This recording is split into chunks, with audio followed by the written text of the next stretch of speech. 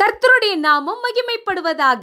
Abraham ஒருவனாய் இருக்கையில் அவனை அழைத்து பெரிய ராஜ்யமாக மாற்றினதான தேவன் எளியோரை குப்பையில் இருந்து உயர்த்தி உன்னதங்களிலே பிரபுக்களோட அமர பண்ணுகிறதான தேவன். இதிலே ரெவரண்ட் கிருபைநாதன் அவர்களுடைய வாழ்க்கை சாட்சியின் சுருக்கத்தை உங்களுக்கு பகிர்ந்து கொள்ள ஆசிக்கிறேன்.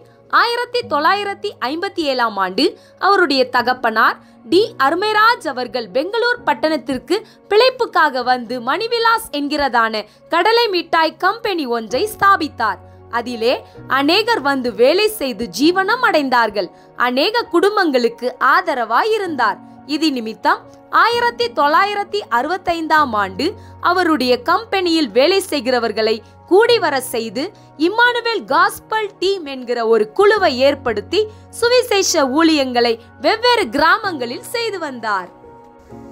அப்போஸ்தலர் அருமைராஜ் அவர்களுடைய ஊழிய பாதையிலே கர்த்தர் அவர்களை உபவாசிக்கும்படி அழைத்து 2 தரிசனங்களை காட்டி இந்த கனமான ஊழியத்தை செய்ய அழைத்தார். ஒரு தரிசனத்தில் பலவீனமான எறும்பு ஒரு பெரிய கூடாரத்தை கட்டுவது, 2வது ஒரு பெரிய கட்டிடத்தை அநேகர் கட்டி கொண்டிருந்தார்கள். அந்த பிரம்மாண்டமான மாளிகையில் ஒரு பகுதியை பாஸ்டர் அவர்களும் ஒரு பக்கத்திலிருந்து கட்டுவதாக கண்டார். இந்த 2 தரிசனங்களோடு கர்த்தர் கொடுத்த வசனம் ஏசாயா 40:6. பின்னும் கூப்பிட்டு சொல் என்று ஒரு சத்தம் உண்டாயிற்று.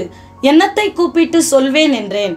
அதற்கு மாம்சம் எல்லாம் பிள்ளை போலவும் அதன் மேன்மை எல்லாம் வெளியின் பூவை போலவும் இருக்கிறது. இந்த வசனத்தின் பிரகாரமாக தனக்கு கொடுக்கப்பட்டதான சபையின் ஊழியத்தையும் சுவிசேஷ ஊழியத்தையும் ஆரம்பிக்கும்படி தொடங்கினார். 1975இல் அவர்களுடைய வீட்டு மாடியில் நடந்த ஊழியம் 1977ஆம் ஆண்டு கர்த்தருடைய தீர்மானத்தின்படி பாஸ்டராக அபிஷேகிக்கப்பட்டு 1981ஆம் ஆண்டு நாம் இப்பொழுது ஆராதிக்கிறதான இந்த இடத்திலே ஆலயம் கட்டி இம்மானுவேல் சுவிசேஷ ஜப ஆலயமாக ஆரம்பிக்கப்பட்டது. 1991ஆம் ஆண்டு கர்த்தருடைய மிகுந்த கிருபையினாலே கமலா நகர் பகுதியில் ஒரு கிளை சபையை ஆரம்பித்தார். பாஸ்டர் அவர்கள் தன்னுடைய பிள்ளைகளையும் ஊழியத்தில் ஊக்குவித்தவராய் இருந்தார். அப்போஸ்தலர் அருமைராஜ் அவர்களுடைய மனைவி தங்கக்கனி அம்மாள் 7வதாக கர்ப்பம் தரித்த போது மனச்சஞ்சலம் உண்டாகி இந்த குழந்தை வேண்டாம் என்று எண்ணி வேதனைப்பட்டு கொண்டிருக்கும் போது கர்த்தர் சொப்பனத்தில் 2 கனிகளை தந்து இவைகளை எனக்காக வளர்ப்பாயாக என்றார். பின்பு தங்கக்கனி அம்மாள் அவர்களின் 7வது பிள்ளையின் பிரசவ நாட்களில் மருத்துவர்கள் பிள்ளை வயிற்றிலே இறந்து 3 நாட்கள் ஆனபடியால் தாயின் உயிருக்கு ஆபத்து என்று சொல்லி தாயை காப்பாற்ற போராடி தாயை காப்பாற்றினார்கள். அந்நேரத்தில் அப்போஸ்தலர் அருமைராஜ் அவர்கள் ஊழியத்தின் காரணமாய் வெளியூர் சென்றிருந்தபடியால் தங்கக்கனி அம்மாள் அவர்களோடு இருந்த அவர்கள் அண்ணன் மனைவி அன்னக்கனி அம்மாள் அவர்கள் இறந்து 3 நாள் ஆன பிள்ளைக்காக ஜெபித்து செத்துப்போன பிள்ளைக்கு உயிர் கொடுத்தால் அப்பிள்ளையை ஊழியத்துக்கு கொடுப்பதாக அர்ப்பணித்து ஜெபித்தார்கள். அப்பொழுது செத்து போனதென்று குப்பையில் போடப்பட்ட பிள்ளைக்கு கர்த்தர் உயிரை தந்தார். பிள்ளையின் தகப்பன் கர்த்தர் கிருபையாய் தந்தார் என்று சொல்லி கிருபைநாதன் என்று பெயரிட்டார்கள். ரெவரண்ட் கிருபைநாதன் அவர்கள் தங்களுடைய கல்லூரி படிப்பின் நாட்களிலே தேவனால் தொடப்பட்டு 1987ஆம் ஆண்டு பைபிள் காலேஜில் சேர்ந்து பல கிராமங்களுக்கும் இடங்களுக்கும் சென்று கர்த்தருடைய ஊழியத்தை செய்ய தகப்பனால் ஊக்குவிக்கப்பட்டு ஊழியங்களை உற்சாகமாய் செய்து வந்தார். 1987ஆம் ஆண்டு முதல் 1990ஆம் ஆண்டு வரை பெங்களூரில் உள்ளதான நியூ லைஃப் காலேஜில் தன்னுடைய பைபிள் காலேஜ் படிப்பை முடித்து மேற்படிப்புக்காக சென்னையில் உள்ள சதர்ன் ஏசியா கிறிஸ்டியன் பைபிள் காலேஜில் படிக்கும்படியாக சேர்ந்தார். 1993ஆம் ஆண்டு ரெவரண்ட் கிருபைநாதன் மற்றும் ஹெலன் கிரீட்டா அவர்களுக்கு விவாகம் நடந்து இருவரும் ஊழியத்திலே உற்சாகமாய் காணப்பட்டார்கள். மீண்டும் மேற்படிப்புக்காக சென்று 1995ஆம் ஆண்டு MD பட்டத்தை முடித்தார்.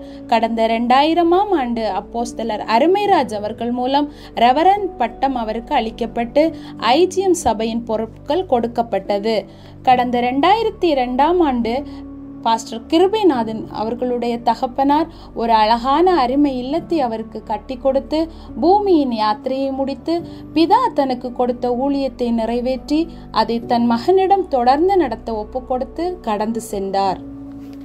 நம்முடைய தலைமை போதகர் ரெவரண்ட் கிருபைநாதன் அவர்களுக்கு சிறு வயதிலிருந்தே ஊழியத்தின் வாஞ்சை மற்றும் தாகம் இருந்தபடியால் தன் தகப்பனுடைய ஊக்குவித்தல் நிமித்தம் கிராம ஊழியங்கள், தெரு பிரசங்கங்களிலும் ஈடுபட்டார். அவருக்குள் சபைகளை ஸ்தாபிக்கும் அபிஷேகம் இருந்தபடியால் அநேக இடங்களில் ஊழியங்களை ஸ்தாபித்து ஆலயங்களை கட்டி எழுப்பி சபையில் விசுவாச பிள்ளைகளை ஊழியம் செய்ய உற்சாகப்படுத்தி சிறுவர், வாலிபர், சகோதர சகோதரிகளின் ஊழியம், கிள சபைகள், வீடு சந்திப்பின் ஊழியம் என கர்த்தருடைய சித்தத்தின்படியே சபைகளை ஸ்தாபித்து கர்த்தருடைய நாம மகிமைப்பட மகிமையாய் கிறிஸ்துவின் அன்பை பறைசாற்றி வருகிறார்.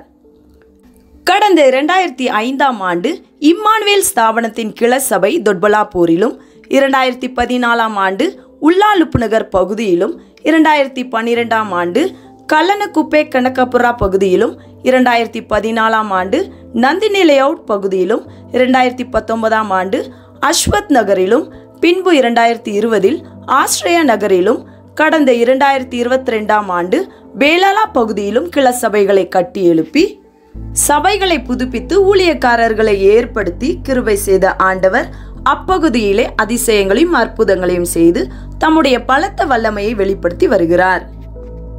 தொடர்ந்து ரெவரண்ட் கிருபைநாதன் அவர்கள் கிளசபையை கட்டி எழுப்புவதில் மாத்திரமல்லாமல் இயேசுவின் அன்பு உலகமெங்கும் கொண்டு செல்ல வேண்டும் என்கிறதான கர்த்தருடைய மகத்தான திட்டத்தின்படியே கடந்த 2010ஆம் ஆண்டு பத்திரிகை ஊழியம், இம்மானுவேல் தொனி என்கிறதான ஆடியோ ஊழியம் மற்றும் தொலைக்காட்சி ஊழியங்களை ஆரம்பித்து நடத்த கர்த்தர் அனுக்கிரகம் பண்ணுகிறார். கர்த்தருடைய மகத்தான கிருபையினாலே 2015ஆம் ஆண்டு கர்த்தருடைய அநாதி தீர்மானத்தின்படியே இயேசு கிறிஸ்துவின் அன்பினை அறிவிக்க ஆத்மீக தேன் என்கிற தலைப்பில் தினம் ஒரு வாக்குத்தத்த செய்தியோடு கூட ஜெபித்து வாட்ஸ்அப் மூலமாக அனுப்பி வைக்கிறார்கள். இவ்வூழியத்தின் நிமித்தம் இந்திய தேசம் மட்டுமல்லாமல் உலகம் முழுவதிலும் உள்ள அநேக தேவ பிள்ளைகள் ஆசீர்வதிக்கப்பட்டு வருகின்றார்கள். கடந்த 2020ஆம் ஆண்டு முதல் ஒவ்வொரு புதன்கிழமைகளிலும் வாட்ஸ்அப் மூலமாக கேள்விகள் அனுப்பி பைபிள் டெஸ்ட் நடத்தி வருகிறார்கள். இது நிமித்தம் ஐஜிஎம் சபையார் மட்டுமல்லாமல் நம்முடைய இந்தியா, வெளிநாடுகளில் உள்ள அநேகர் அனுதினமும் வேதத்தை வாசித்து தியானிப்பதின் நிமித்தம் ஆசீர்வதிக்கப்பட்டு தங்கள் சாட்சிகளை பகிர்ந்து வருகிறார்கள். பாஸ்டர் அவர்கள் அநேக ஊழியக்காரரோடு ஐக்கியமும் நட்பும் வளர்த்து கொண்டு பரிசுத்தவான்களோடு ஐக்கியம் வைத்து நற்சாட்சியாய் திகழ்ந்து வருகிறார்.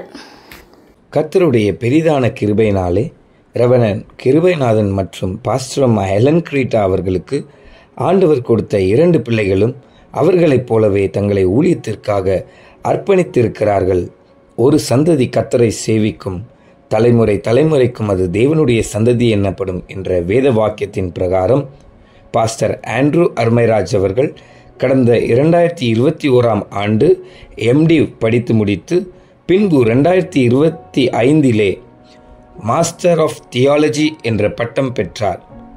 பாஸ்டர் அவர்களுடைய இளைய குமாரத்தையும் ஏஞ்சலின் லிடியா அவர்கள் மனநிலை பாதிக்கப்பட்டவர்கள் நடுவே ஊழியம் செய்யும்படியாக தன்னை அர்ப்பணித்து MD பட்டம் படித்து முடித்து அவர்கள் இருவருமே சபையில் ஊழியங்களை உற்சாகமாய் காணப்படுவதோடு வேதாகம கல்லூரியில் ஆசிரியர்களாக பணியாற்றி அநேக ஊழியர்களை உருவாக்கி வருகிறார்கள்.